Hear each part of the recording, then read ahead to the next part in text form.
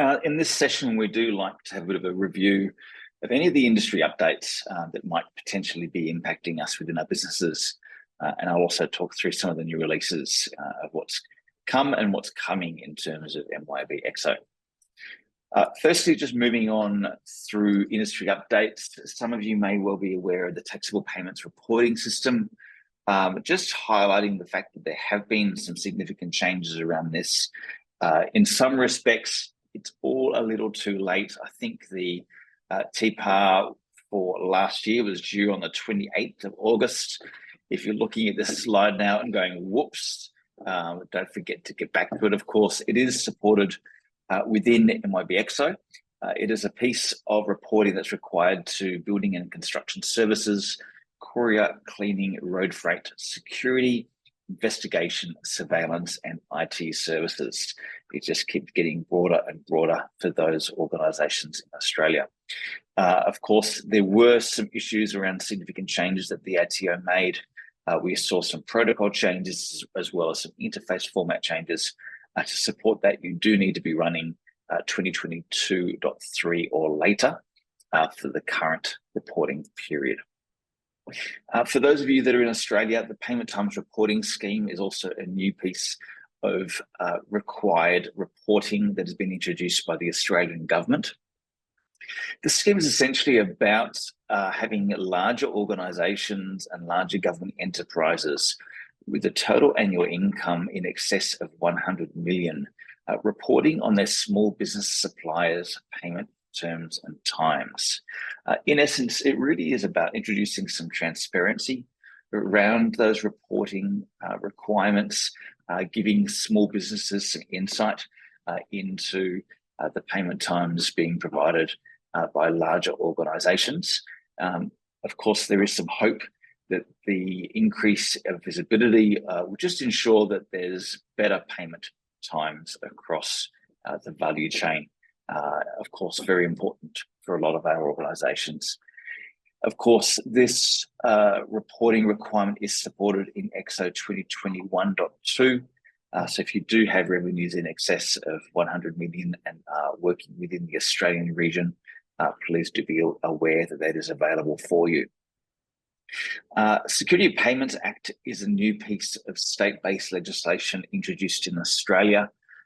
Also similar to the work that's being done around Project Trust to support Queensland-based organisations. We are seeing significant work done, significant changes made around legislation and regulations, both in Australia and also coming soon in New Zealand.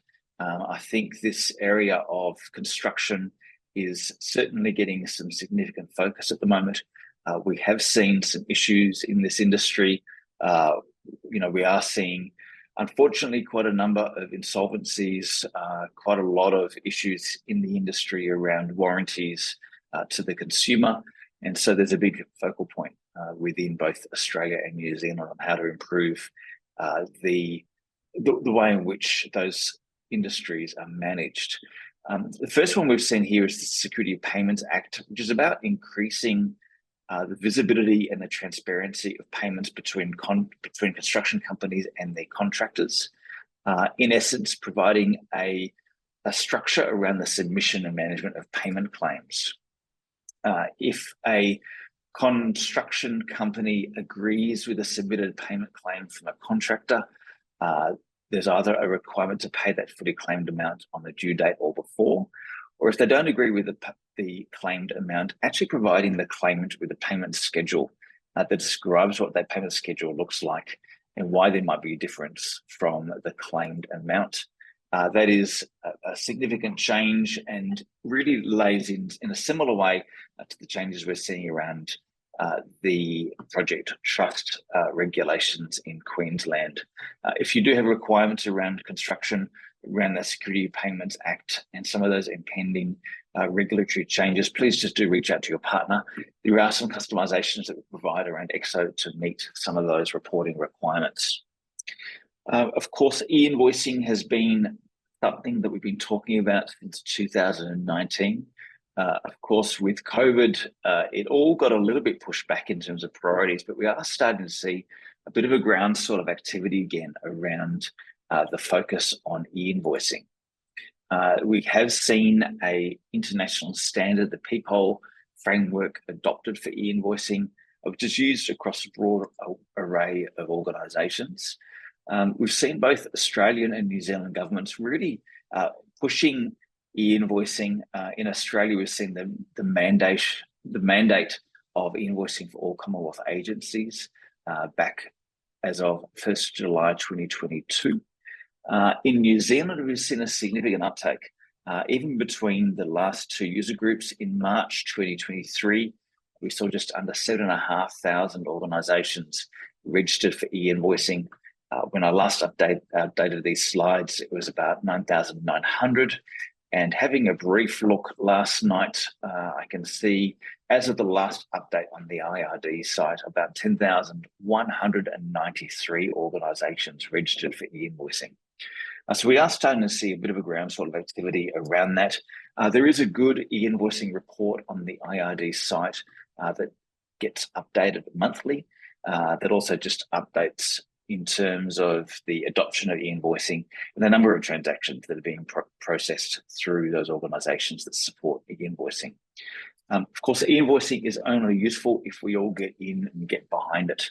We have seen a number of the EDI providers taking a front foot in terms of providing early access. Quite a number of those have been accredited and are ready to connect their clients to the Peephole e-delivery network. If you're currently using an EDI van to support your EDI activities, I would suggest that you reach out to them, have that conversation around supporting you with e-invoicing as well. Speak to your business partner if you're not using an EDI van in terms of how you can start to adopt this. We do expect a significant saving in terms of the efforts that we all undertake around that AP and AR function. It is about producing efficiencies across the value chain. So do reach out to your business partner or your EDI provider for more details. In terms of Exo releases, we do like to highlight within these sessions just the importance of continuing to upgrade your version of Exo. Of course, firstly, it is about new enhancements and increased functionality, elements that both Wayne has talked to this morning, as well as James. Some good new features that are getting released across the releases each year. It is, of course, also about ensuring ongoing and improved compatibility with the Microsoft infrastructure, both Windows, Microsoft Office, SQL Server, and Windows Server. We do see Microsoft making significant changes, particularly across the Office 365 suite, as they roll out more regular updates. There's nothing worse than coming in on a Monday morning, finding that your Exo is not working with a recently upgraded version of Office 365. You'd be surprised the number of phone calls that each business partner receives where there hasn't really been an alignment between the IT organization that you subcontract to, your internal IT team, or the service provider that supports you with those elements. It really is important to ensure that you're having those conversations between your IT provider and your team internally around how you align your Exo upgrades with your IT refresh cycle. Of course, we have also seen the release of Windows 11. We've seen significant changes around those platforms. So we do encourage you just to have those conversations internally and ensure that you're aligning that Exo upgrade with your IT refresh. Of course, the newer versions of Exo come without any bugs. I do lie. There are significant improvements in each release around bug fixes. Unfortunately, we haven't quite gotten to the point yet where ChatGPT can do all of those software enhancements and ensure that it's bug-free, but we are seeing significant changes over time with the quality processes in place at MYOB, and ensuring that not only are we getting the value of those improved enhancements and functionality, but also seeing a reduction in the bugs that are in place. Of course, we do also encourage Exo upgrades from the perspective of the effectiveness of ongoing staff training. For those of you that are investing in Exo training, we do encourage you to continue that. For some of you that haven't invested in Exo training, it might be something that's worthwhile considering. You'd be surprised the number of organisations where we see a significant degradation in terms of the Exo knowledge. You see staff members come and go. The original staff member that was trained on Exo, given all of the tips and tricks, provided with that best practice approach to how to do their job with the tools that they have available, we tend to see this degradation as they hand over to other individuals within their organisation. I came across one organisation not so long ago where they were frustrated with the process involved around their invoicing. They were spending upwards of half a day or more each week going through the invoicing process. When I delved into that a little bit further, it became clear that they were manually invoicing each order, sales order by sales order. Of course, they hadn't heard of the batch invoicing functionality, something that would have been trained when they initially went live with Exo, but it was a feature that could save them significant time. And it was just an area of their business where there hadn't been a great handover between different staff members as they changed within their roles, and we'd seen significant inefficiencies built into the process, whereas there's a much better way to do it with the software that they had in place.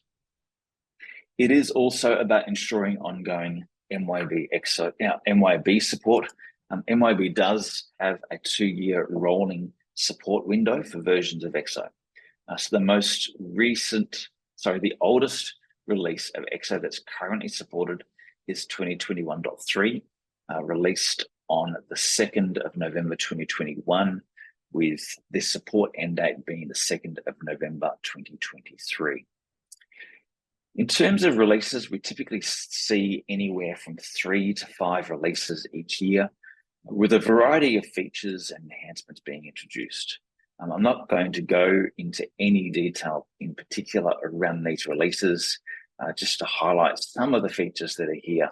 Of course, in 2023, we've seen to date 2 releases, with the next release the last 2 releases actually are really expanding around these extra fields features, and a really important point around how we manage the integrity, how we leverage the data within our systems. Those features around the ability to control read-only or edit permissions, and in particular making extra fields mandatory, can be really valuable in terms of ensuring the hygiene of our data, ensuring that we're capturing the right data throughout the process that we have in place within the organization, and ensuring, of course, that that data is accurate through using drop-down fields. So I do encourage you to look strongly at those features and how you can adopt them within your organization. Speak to your business partner about an upgrade. In terms of what's coming beyond 2023.3, we are seeing MYOB continue to realize the benefits of the changes that they introduced late in 2019 with their update to the Delphi Tokyo version of the development platform. With that change, we've seen significant enhancements around that user experience and the user interface. MYOB is continuing to improve based on the ideas, the features and the enhancements being requested on the ideas portal. If you do have suggestions, we encourage you to share them with your business partner, who can log them with MYOB on that ideas portal for review and consideration and prioritization with the other valued enhancements that we see on that portal. As a general rule, we recommend that you plan to upgrade every 12 to 18 months to stay current on an MYOB supported release. That provides a little bit of a happy medium between not having too much change, but also having a frequent enough upgrade that you're staying a little bit ahead in terms of your IT refresh cycle. We do recommend a structured methodology around those upgrades that you work through with your business partner around ensuring a good user acceptance testing process, having a snapshot of your database, ensuring the right people are involved in that testing process, that you can validate your processes, validate the reporting that you have in place, and ensure that your upgrades go without any hiccups.